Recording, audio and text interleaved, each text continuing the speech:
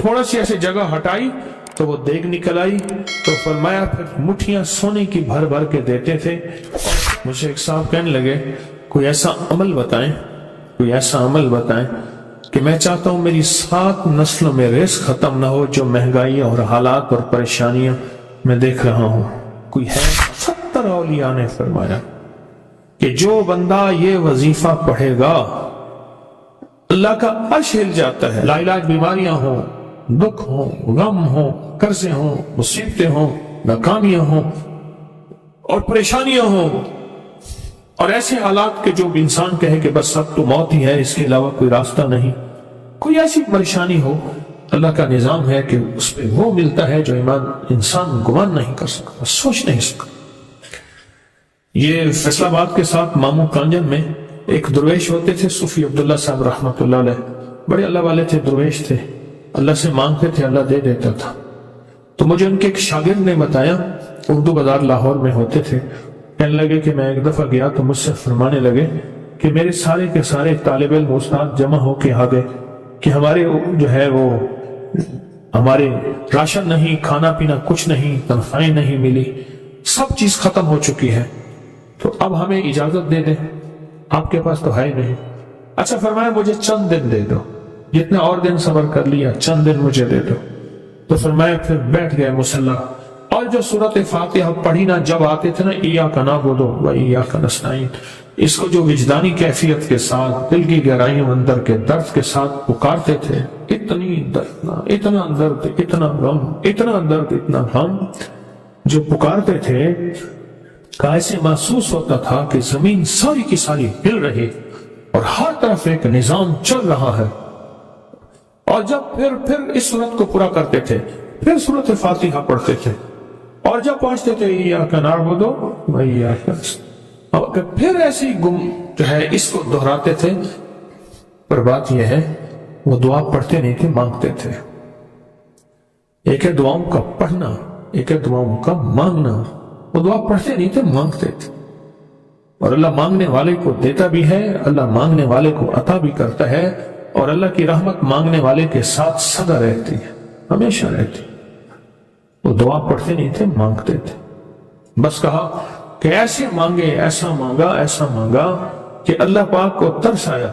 چند ہی دنوں میں فرمایا اللہ نے دکھایا کہ یہ دیگ ہے، سونے کی بھری ہوئی ہے، اور میں نے آپ کے حوالے کر دی، اور تھوڑا سی ایسی جگہ ہٹائی تو وہ دیگ نکل آئی، تو فرمایا پھر مٹھیاں سونے کی بھر بھر کے دیتے تھے، اور کہتے تھے اس کو حسب ضرورت خرچ کرنا، خیال کرنا، کہیں فضول خرچی نہ کرنا، اسراف نہ کرنا، اللہ کے خزانے ہیں اور برکت والے ہیں، کہ اللہ ناراض ہو کے چھین نہ لے، کہ اللہ ناراض ہو کے چھین نہ لے۔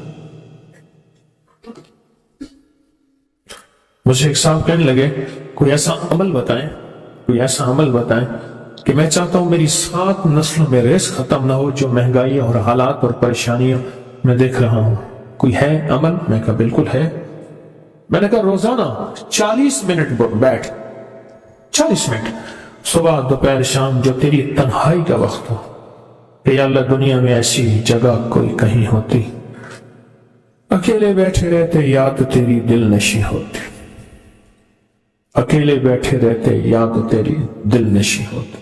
40 منٹ کوئی ایسا بیٹھ 40 منٹ اس انداز سے مصلی پہ، کہیں بستر میں، کہیں ایسی جگہ جہاں سوئے نہیں، اور بس صرف ایک بار سورۃ فاتحہ پڑھ، اور اس کے بعد ایاک نعبد و ایاک نستعین کو دوہرا۔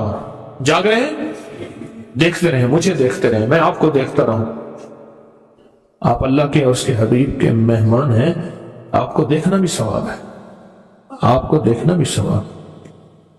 تو میں نے اسے عرض کیا کہ بس اس کو وجدان سے پڑھا، ایسے پڑھ کے رونگٹے کھڑے ہو جائیں، آنسو بہنے لگ جائیں، دل کے اندر کا درد اور دل کا اندر کا غم، اور اللہ کے سامنے حاضری، استحضار، اور یہ کیفیتیں تیری ہوں کہ بس اس کے علاوہ کوئی مجھے یاد نہ رہے۔ اس درد سے پڑھا 40 منٹ۔ 40 کی عدد کے ساتھ کائنات کے رازوں کا بڑا تعلق ہے۔ 40 کا جو عدد ہوتا ہے، بس 40 کے عدد کے ساتھ پڑھ، اور بہت توجہ سے پڑھ، اور بہت دھیان سے پڑھ۔ بہت توجہ سے، روز پڑھ۔ مجھ سے کہنے لگا کتنے دن پڑھوں؟ تو میں نے اس سے کہا مجھ سے یہ دن نہ پوچھ، تیرا دل خود بولے گا کہ فیصلے ہو گئے ہیں، بس ختم، دل خود بولے گا۔ یہ بتائیں کہ پیٹ بھرتے ہوئے کوئی گھنٹی بجتی ہے، یہ دل خود بولتا ہے کہ پیٹ بھر گیا۔ پیاس میں بھی کوئی کہتا تو نہیں ہے کہ آپ کی پیاس بجھ گئی ہے، وہ دل خود بولتا ہے کہ بس اب پانی کی ضرورت نہیں ہے۔ نیند سے دل بھر جائے تو بس دل میں بس اب سو لیا، وہ اٹھیں۔ اسی طرح دل خود بولے، دل خود بولے، کیا بولے؟ دل خود بولے، اور دل اندر بولے، دل اندر بولے۔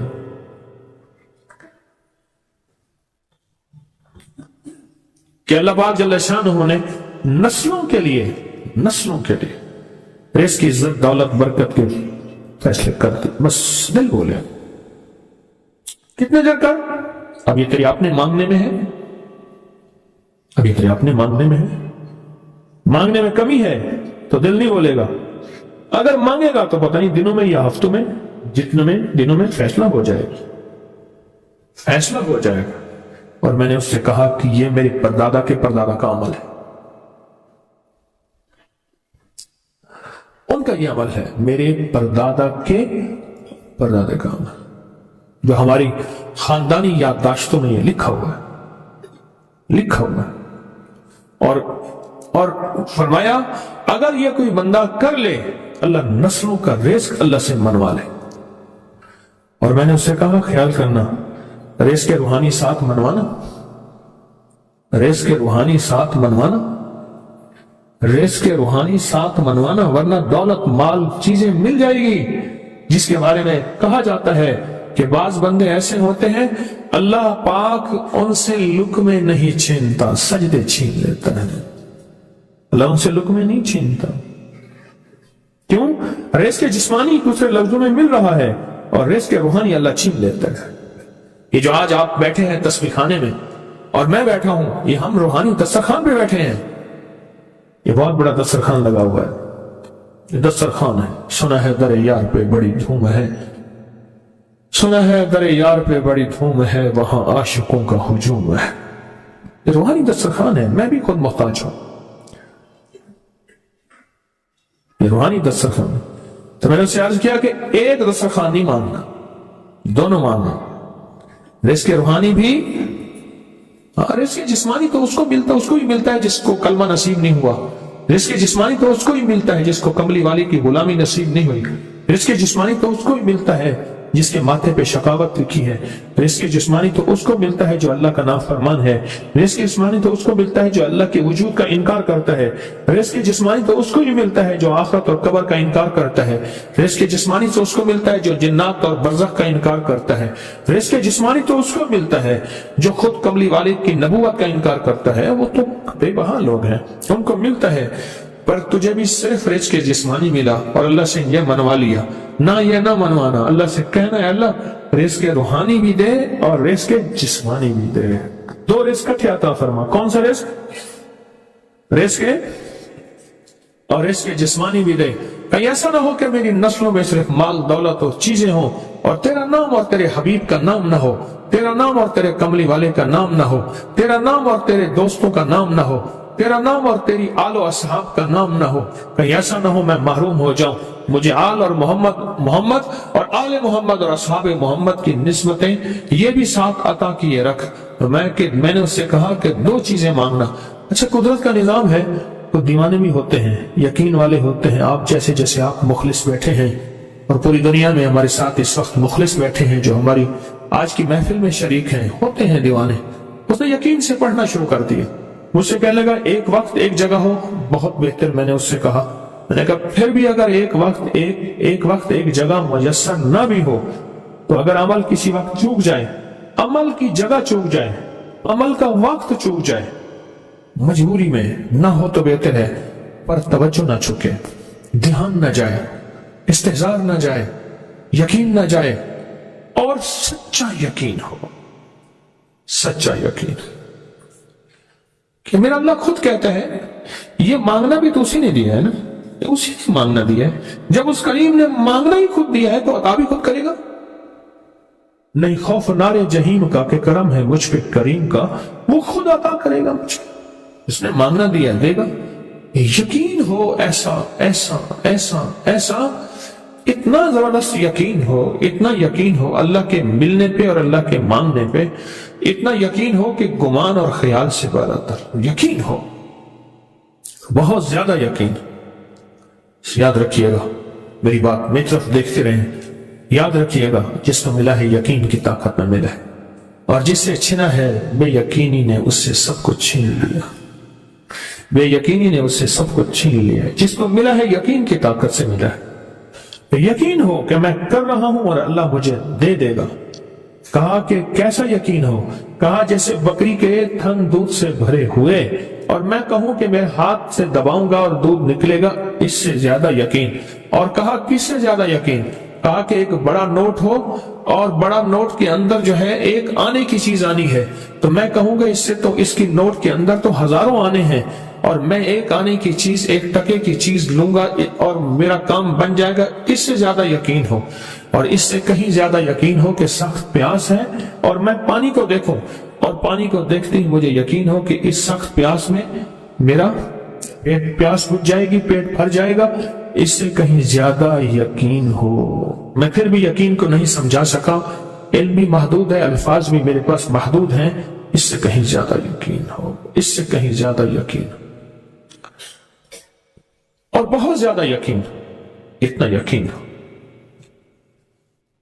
کیا خیال ہے؟ آپ چاہیں گے اپنی نسلوں کے لیے وقت، رزق، نصیب اور مقدر منوا لیں؟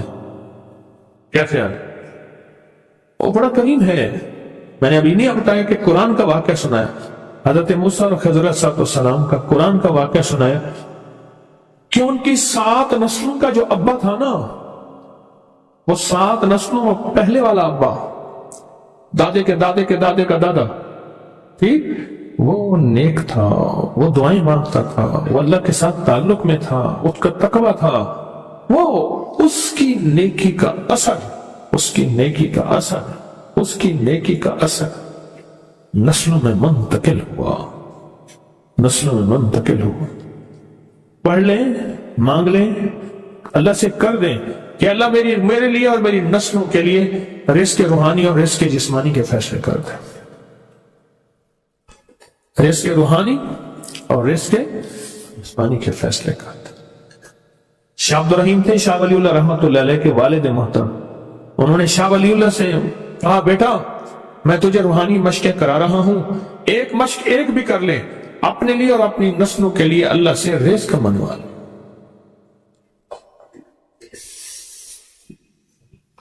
اللہ سے رزق منوا لے، اللہ سے رزق منوا لے. تو پوچھا کہ حضرت میں رزق کیسے منواؤں؟ اور میں کہ کچھ وقت ایسا نکالا کر، ایسا وقت نکالا کر 2 گھڑی اور 3 گھڑی کا، ایک ساتھ 2 گھڑی اور 3 گھڑی، ایک ساتھ تقریباً 21 منٹ کی ہوتی ہے، تقریباً 21 منٹ کی. 2 ساعتیں مل جائیں تو 40 منٹ بنتے ہیں. تو ایک ساتھ 2 ساتھ 3 ساتھ کی گھڑی میں کہ بیٹھ کے نا سورت فاتحہ اور اس میں ایاک نعبد و ایاک نستعین کا تکرار اور استحضار کیا کر. اور ایسا کیا کر تیری آنسو بہیں، تیرا دل روئے، تیری آنکھیں روئیں، تیرا رونگٹا، تیرے رونگٹے کھڑے ہوں اور رواں رواں، اور اس کے اندر سے تیرا پل پل، تیرا من، تیرا جذبہ، تیری سوچیں بولیں. کیا بولے؟ ایاک نعبد و ایاک نستعین. تو ایک میلہ تھا اللہ کے نیک بندوں کا، تو اس میں 70 اولیاء جمع ہوئے، 70 اولیاء جمع ہوئے. اور اللہ کے ولی نے کہا کہ آپ کوئی ایسا وظیفہ بتائیں، ایسی تسبیح بتائیں، ایسا ذکر بتائیں جو اللہ کے عرش کو ہلائے اور جو اللہ کی ذات کو متوجہ کر دے، جو اللہ کے تعلق کو نصیب کر دے. ایسا ذکر، کوئی ایسی تسبیح بتائیں. فرمایا سب نے بتایا کہ سورۃ فاتحہ ہے. اور اب سب سے پوچھا سورۃ فاتحہ میں کوئی ایسا جز بتائیں جو سورۃ فاتحہ کا دل ہو. सूरत यासीन कुरान का दिल, लेकिन सूरत यासीन का दिल सलामुन कौलन मिन रब्बिर रहीम। हर सूरत के अंदर अल्लाह पाक ने कुछ नेमते, कुछ नुक्ते रखे हैं। तो फरमाया सूरत फातिहा का दिल, तो मेले में जितने भी औलिया 70 बैठे थे, सब ने कहा कि अगर सूरत फातिहा का दिल पाना है तो वो सिर्फ क्या है, इय्याका नअबुदु व इय्याका नस्तईन। इसका मफहूम आम सादा से यह है कि मौला गुलामी तेरी, दर किसी और का। जब गुलाम तेरे हैं, मंगते तेरे हैं, भिखारी तेरे हैं, मोहताज तेरे हैं, फिर दर भी तेरा है, फिर दर भी तेरा है, और किसी का दर मौला नहीं है, फिर दर भी तेरा। तेरे दर के हम मोहताज, तेरे दर के हम गुलाम हैं। तो मैंने उससे कहा कि ये वजीफा कर, सारा दिन पढ़ी इय्याका नअबुदु, और काम भी करता रहे, वजू बे वजू चलता भी रहे, ये पढ़ता भी रहे, पढ़ता भी रहे, पढ़ता भी रहे। चंद दिन चंद हफ्ते ये अमल कर, और रात सोते हुए सूरत फातिहा पूरी कर 40वीं, और फिर दरूद पाक पढ़ते पढ़ते सो जा। 70 औलिया ने फरमाया कि जो बंदा ये वजीफा पढ़ेगा, अल्लाह का अर्श हिल जाता है और फरिश्तों में कहराम मच जाता है, और फरिश्तों में अल्लाह के बारगाह में फरियादें होती हैं कि या अल्लाह ये बंदा है और इसने ये अमल किया है, ये वजीफा किया है, और अभी तक इसकी दुआ कबूल नहीं हुई, इसने ये मांगा है, अभी तक दुआ कबूल नहीं हुई। फरिश्तों में ये कोहराम मच जाता है। एक अल्लाह के दोस्त थे, सोते सोते एकदम उठ बैठे, उठने के बाद विजदानी कैफियत के साथ जो है ये वजीफा पढ़ने लगे। तो किसी ने पूछा कि हजरत क्या हुआ? फरमाया मैंने देखा कि अल्लाह के अर्श के नीचे जन्नती हैं और वो टहल रहे हैं, और सबकी जुबान पे यही वजीफा है, इय्याका नअबुदु व इय्याका नस्तईन। सबकी जुबान पे यही वजीफा है और सब यही पढ़ रहे हैं।